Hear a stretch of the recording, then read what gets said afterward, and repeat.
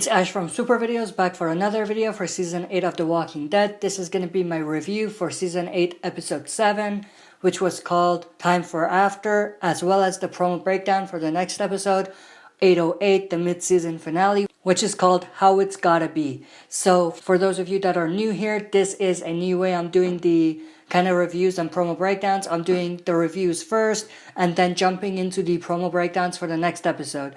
However, that being said, I think I'm going to basically go back to the original structure of my videos for the second half of Season 8 and going forward. So I'm going to have separate videos for the reviews and the promo breakdowns, because I feel like people watching didn't really like the new structure. So I'm going to go back to my old structure from here on out. So for next week, obviously we're just gonna have the review because there's gonna be no promo breakdown, no other episode that we will have a promo for. So I'm just gonna do the review, but going forward after that, I'm gonna have separate videos for the promo breakdowns and the reviews. So let's jump right into this. Let's start with the review for 807, which was called Time for After.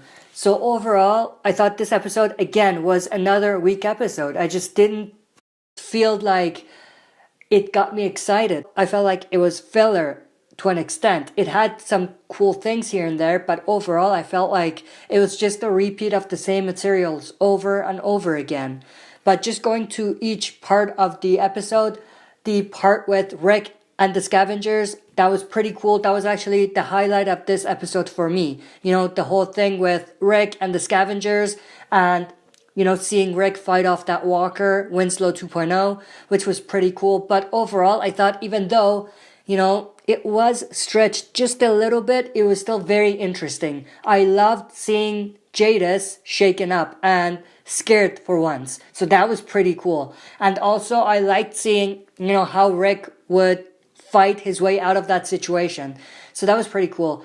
But overall, this was the most interesting part of the episode, and it was odd because I thought that I wouldn't enjoy this part of the episode because I felt like they were just using the scavengers for no reason. But I found myself actually interested and enjoying the parts with Rick and the scavengers. Then going from there, the parts with Eugene, Dwight, Negan at the sanctuary, I felt like all of that was filler. It was just a repeat of the material over and over again. I felt like it didn't add anything to the story. So, that was a big underwhelming part of the episode for me, at least. The two parts that I did find good, or at least interesting, the first one was Eugene versus Dwight, when Dwight confronted Eugene about the things that he's done and stuff, and saying that you just have to keep your mouth shut. That was pretty cool. I enjoyed that very much. And the second one was when Dwight was just about to, I guess, shoot Eugene but didn't. I thought that was powerful. That was pretty cool. I think that highlighted how much Dwight has changed. He would have shot the other person, no question asked, if this was in the first half of Season 7, I would say. But now he's a changed man. So I liked seeing that. And I liked how powerful that scene was, and how they kind of showed the multidimensional level of Dwight and Eugene's character. I guess for Eugene, it's not multidimensional. He's just a weak-ass character. And at this point, I have lost all hope for Eugene. Eugene is a lost hope for me. He's not going to come back. If he does, it's going to take a lot for him to redeem himself for me. But that was another part that I found very interesting. Now, the other kind of small part that was cool as well was, Eugene and Negan's conversation. Negan making that joke about Eugene's mullet. That was pretty cool. And also with the handshake and everything, that was pretty cool as well. So this was the most underwhelming part of the episode, and most of this episode was basically focused on this. Then the last thing I want to talk about is Daryl's stupid-ass plan. That was just a dumb plan in my opinion. Even though it seemed like it kind of worked, but along the way, you saw they probably lost a lot of the workers at the sanctuary. A lot of them probably got bit. And, that's not going to be good going forward, because even the workers that were going to switch sides and help Rick and basically turn on Negan or whatever are not going to do that anymore, or might not do that. So I feel like this was a pretty dumb plan by Morgan, Daryl, and Tara. I love how Rosita and Michonne just snapped out of it and got out of there. That was pretty cool because I feel like if they stayed, the blame would be on them as well. So I love the idea that they left. I would have loved it better if they kind of convinced the others not to do this stupid plan, but they did it anyway. Now, one thing I want to mention that I absolutely hated when Rosita says, I believe in Rick Grimes. Hated it. Why the hell did they give that line to Rosita? That was a classic line from the comics, and Maggie said that, and she didn't just say, I believe in Rick Grimes. She said it in a powerful way. So why the hell did they give it to her? You know what I mean? So I feel like they just ruined it for me. That specific moment. They could have utilized it so much better. If they didn't want to give it to Maggie, they could have still utilized it so much better. So a big disappointment in that respect as well. But overall, like I said, this was a pretty underwhelming episode. I did enjoy a few things here and there, and I found myself excited and interested in the scavengers part of the story, which was odd for me because I didn't think I would actually enjoy them in this episode. But overall, disappointing episode, underwhelming. I hope next episode is better. Episode 6 and 7 were both back to back and pretty weak. So, at this point, my excitement level has flopped and gone down. But let's see what happens in the 8th episode. The promo definitely looks enticing and exciting. So it's going to be interesting to see what happens. But 6 and 7, definitely the worst episodes in this half season so far. That being said, let's jump right into the promo breakdown for the next episode, which is going to be called How It's Gotta Be.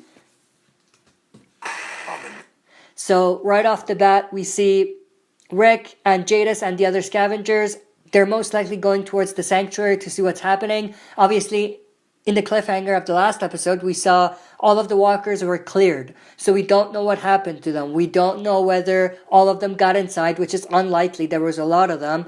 Or perhaps Negan and the others found a way out and basically moved the other walkers away from the sanctuary, because we don't know how much time passed from the moment when the truck was driven into the wall until Rick looked at the sanctuary from up top to see what's happening. We don't know how much time passed, so it's very possible that Negan and the others could have found a way to attract the walkers away. So this is most likely Jadis and Rick and the other scavengers trying to see what's going on and, trying to get closer to the sanctuary to see what's happening. Next episode of AMC's The Walking Dead. It worked. We have Daryl saying it worked to Michonne, so it seems like they made it back to Alexandria. However, it's interesting because I gotta go back here for a second, but we do see, I believe, Tara in the back as well here. But what's very interesting is that he says it worked, so from their end, everything's working fine. But something has to have gone wrong because the walkers were cleared. I doubt all of the walkers got in that quickly. So it seems like maybe they pulled out a bit too quickly and went back when they should have stayed a bit longer to see what's happening. And maybe, just maybe, this is a big problem for them now. And maybe now, whatever happens in the next episode will definitely be blamed on this stupid plan by Daryl and Tara. But, we gotta see what happens there. Tell him to give up. Then Daryl says, we go in, tell him to give up. So it seems like they still want to go back and talk to the workers. But that's a stupid plan because all of the workers are dead at this time, I would say. So I think this whole plan was dumb overall. Then we see kind of few cars here and there. And it's dark now, it's nighttime. We have Jesus and Maggie as well. So it's going to be interesting to see what they're doing. I don't know why they're driving and, where they're going. But it seems like they're not going to stay at the hilltop. Maybe they're going to Alexandria or whatever. But it's going to be interesting to see what happens there. There's no more supply. We have Maggie kind of very shocked here. And this is still nighttime. So I don't know whether she's gone back to Alexandria and whether shit has hit the fan there. Or whether this is back at Hilltop and maybe one of the prisoners escaped or something. I doubt this is at the Hilltop because they're in the car and it seems like they're driving. So I don't think this is at the Hilltop. It's most likely at Alexandria. So I'm going to make a prediction here and say that this is Maggie looking at Alexandria being attacked.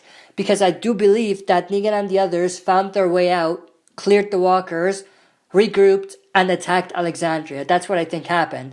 And it seems like Maggie has just realized what's happening here. Going in, but there might be people. Also, we do see this shot of the same kind of sequence. So it seems like maybe the Saviors have put more roadblocks on the way so that nobody can come in and help Alexandrians.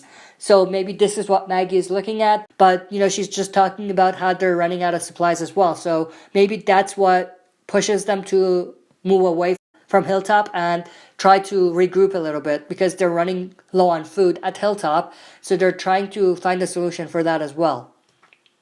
We have to be ready. Maggie says we have to be ready, and then here we have Rick, the Scavengers, and Jadis kind of waiting around near the sanctuary, and we know that from the background, blocks and everything, and it seems like they get shot at by the Saviors. So it seems like something's definitely going to go wrong at Sanctuary as well. But what's interesting is that, the Scavengers didn't just bounce. Usually that's what they would do, especially now that what Rick said didn't really come through. He said the sanctuary is surrounded, but that's not the case. So I'm surprised that the Scavengers didn't just bounce. But we do see the Saviors kind of shooting at the Scavengers and Rick here. We have Carl grabbing a few bombs, it looks like, and this is still nighttime. And get away on foot. We have Carl saying we can get away on foot, or get out of here on foot.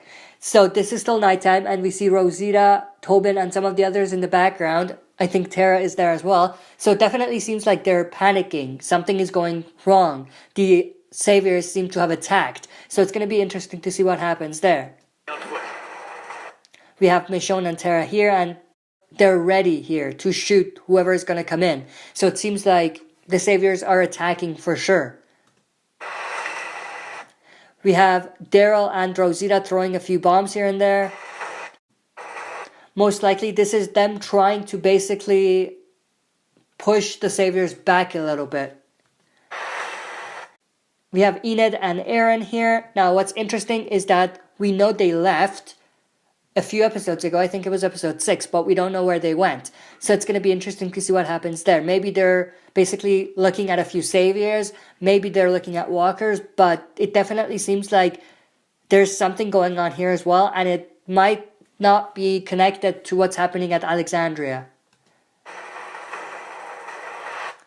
And then we see this shot here, and this seems to be Aaron as well. So this is most likely what they're looking at. I'm not sure who this is. It seems like it could have been another Savior or something, but it's going to be interesting to see what happens there. Then we have Carol here, and this is at the Kingdom. We know that from the background, so it seems like, she's running and everything, and she's panicking. So it seems like the Kingdom might be hit as well. All we need to do is survive tonight. And then Carl says, all we need to do is survive tonight. And we have Michonne there as well. So he's talking to Michonne. Now, what's interesting is that he says, what we got to do is survive tonight. So it seems like things have definitely gone wrong, and all they think they need to do is survive the night until maybe some backup arrives. Maybe that's what he's referring to, that, after tonight, backup will be here. But it's very interesting because it seems like there's definitely going to be some sort of battle or assault at the Alexandria safe zone again. It's going to be interesting to see what happens there. But it seems like this episode is going to be action-packed, and maybe it's going to be a better episode than the last 2 episodes. I'm really looking forward to this episode. So before I end this video, just a reminder, for those of you that don't know, we're going to do weekly live streams. So come back into this channel on Friday night, or most likely Saturday night, for the live stream for the next episode. So we're basically going to talk about what we're going to see in the next episode, and also discuss what we saw in the previous episode, episode 7. And in that live stream, I'm going to do 2 15 minutes. The first 15 minutes is not going to have any spoilers, and in the second 15 minutes, we're going to talk about one specific piece of spoiler that came out for the mid-season finale, and we're going to discuss that specific spoiler. Check back here next week for the live stream. That's it for this video. See you next time for another super video.